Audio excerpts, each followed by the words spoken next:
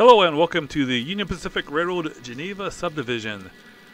My name is Daryl Cruz, owner and builder of the layout, and your host for this product review video.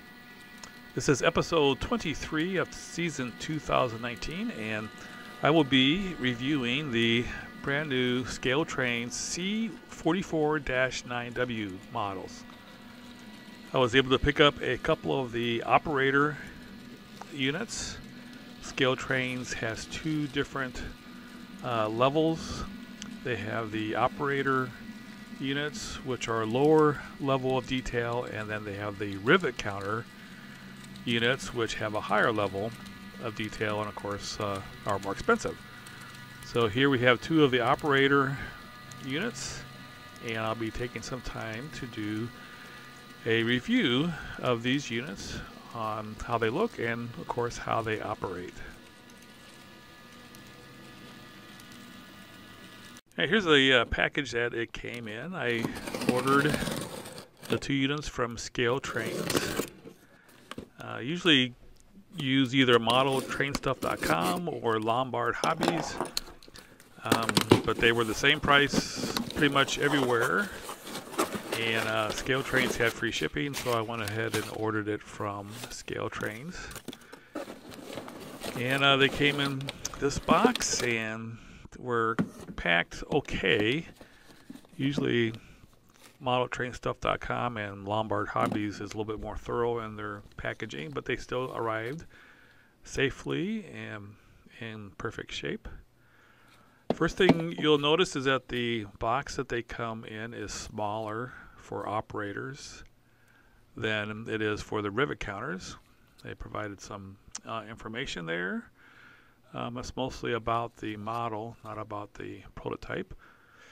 So this is a Union Pacific, of course, out of focus. It's number 9698. And this jewel box that it comes in is kind of an odd size. I always liked that Cotto and Fox Valley used pretty much the same size jewel boxes, and that way you could stack the jewel boxes together. These are shorter yet wider than the Cotto and Fox Valley, but anyway. Alright, here they are packaged. They're the plastic inserts that is normal for N-scale models these days. So there's the unit that it comes with. I'm going to set that down because I noticed that there is a little package here, so let's take a look at that. Okay, and there are some detail parts here. It looks like a snow plow and some MU cables, air hose, and brake levers. So being an operator's unit has less detail, and the detail that it has to be applied by the owner, which hopefully it won't be too bad. Okay, and have a little thin plastic that is in there to protect it. And then some foam inserts for the handrails. Now looking at the unit, the handrails are very, very fine. They are finer than what you will get with Cotto or Fox Valley or any of the other manufacturers. And luckily they have these foam inserts there to protect them. I have a couple of the Scale Trains Tier 4 units, and you really have to be careful with the handrails. It's easy to bend them. Alright. Took me a while to figure out how to do that. Alright, so you do need to remove the foam in order to get a good look at them.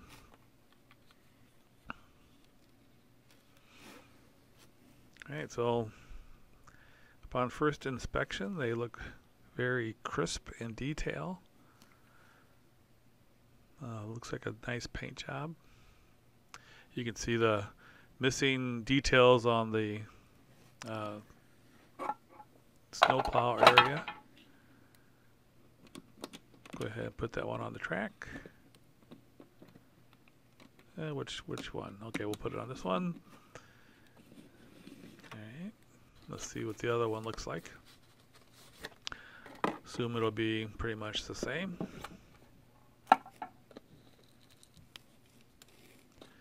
Detail parts again,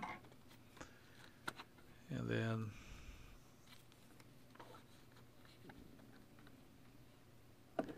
in the back of my hand. Sorry.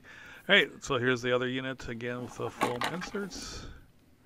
I learned from the first one. Hold it upside down.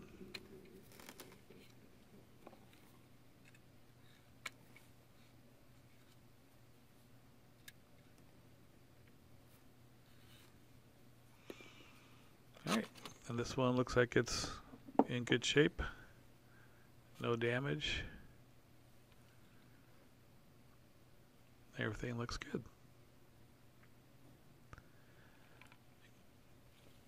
Alright, so you do have to add the details there, the front and back, but they do have holes there. So hopefully it won't be too difficult.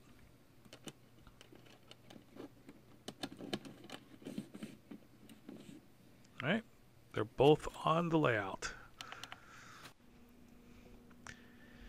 Alright, here's a closer look at the two units. I got 9687 and 9698.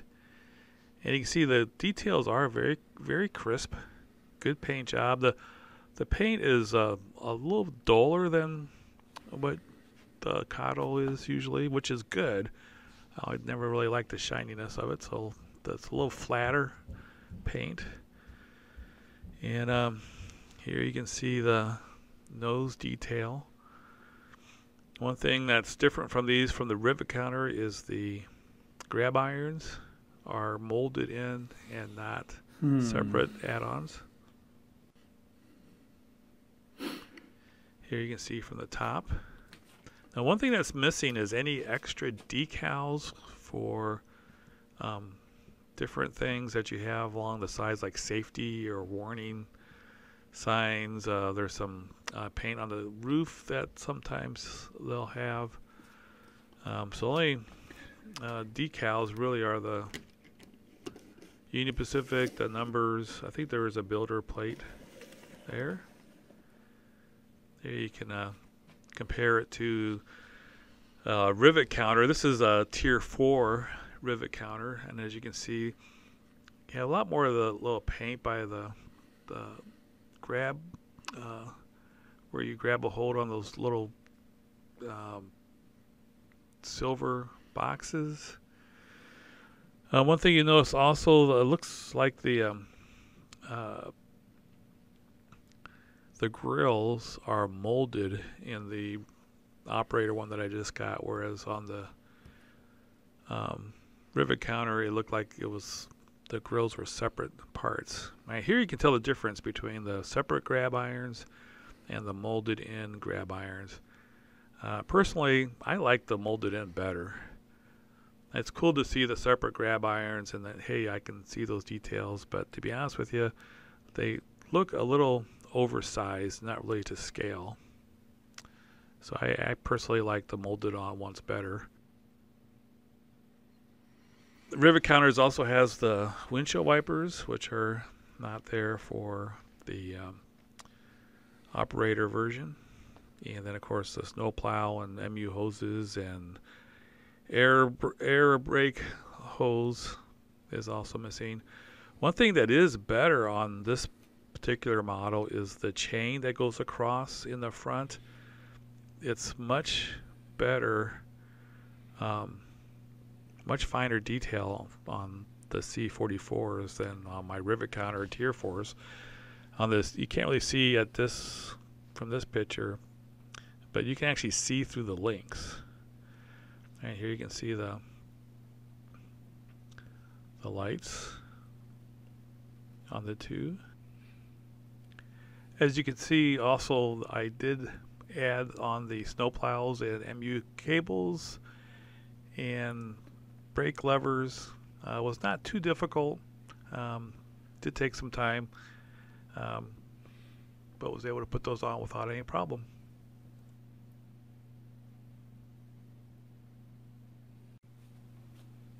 Here's a good shot of how you can see the different colors.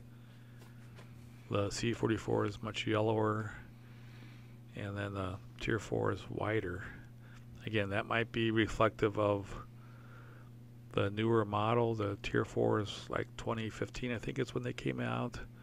The C44 is probably in 1999 maybe, or 2001, something like that.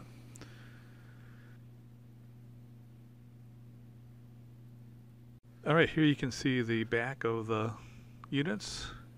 I really like the way the lights come on and off slowly, like they're being switched on and off by the engineer, but the detail looks pretty good.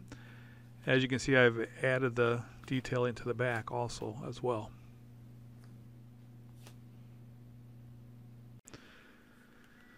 Alright, let's see how they operate. Now, right out of the box, it didn't really quite operate the way I wanted it to. If you notice, it's kind of jerking there a little bit. That's really jerking. It was actually worse than this when I first took it out of the box.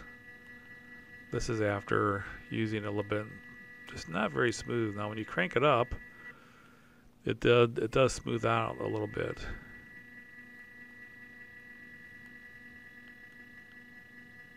And as you can see, there's, oh, look at the whole thing's rocking. All right, so I adjusted the CV values for the motor. I read up on the Locksound website and was able to make some adjustments and able to improve the operating characteristics quite a bit. The fact that it was worse when I first opened it than just when I did this video kind of tells me that with break-in it probably is going to smooth out even more. But adjusting the CV values definitely made a big difference. It actually is very, very smooth operator and slow speeds. And let's come back the other way. It starts moving right away at speed 1. And one thing I like about the decoders in here, when you set it at a certain speed, it goes that speed no matter what. If it's pulling a train, it'll still go at the particular speed. So you go to 1, speed step 1, and it starts creeping along right off the start. Alright, so slow speed operation is very good, even though it did take a little bit of adjusting. Here we have both of the units together. They are a little noisy. You can hear the hum from the alternating current.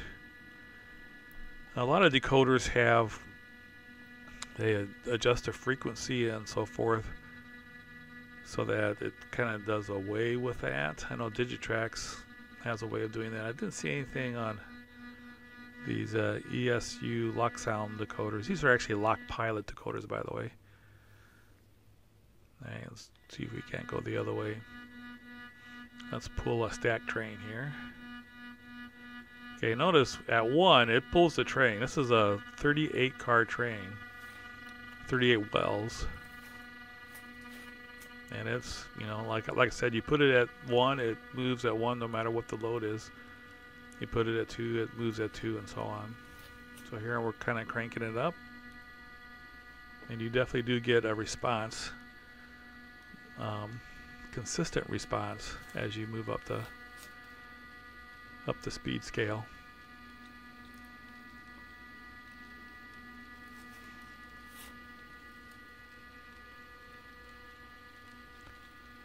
I did set the speed table a little bit on these also, because I like it to be the case where the speed number on my throttle will somehow closely match the scale miles per hour. So here we're at 20, and I think it's going about 20 miles per hour or close to it.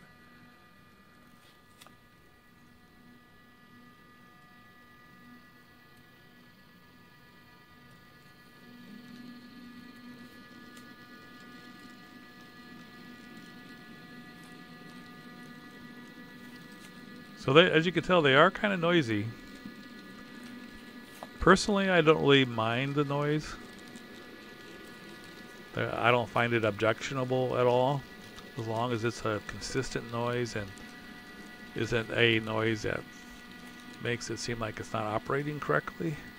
It's a nice, consistent, even noise and varies with the speed appropriately. So, like I said, I don't really mind it. Be interesting to see how it sounds with the units that have sound decoders in them.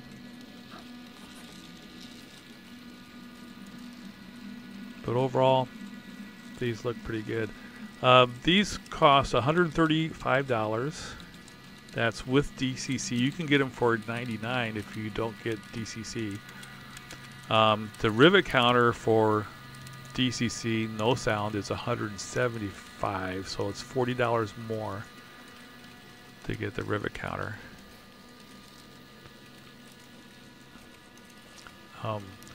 Overall, though, these are extremely well made, very nicely detailed locomotives. That's my old tripod. I definitely would recommend these. They're a little bit more expensive than Cottle and Fox Valley units when you take everything into consideration. However, the detail is a little bit finer, especially the handrails being so much finer and more to scale. These look awesome and run awesome. Definitely recommend them. I might pick up a couple more. Thank you so much for watching. Let me know in the comments what you think and whether you feel like they're units that you're considering buying. Thanks so much for watching. Take care.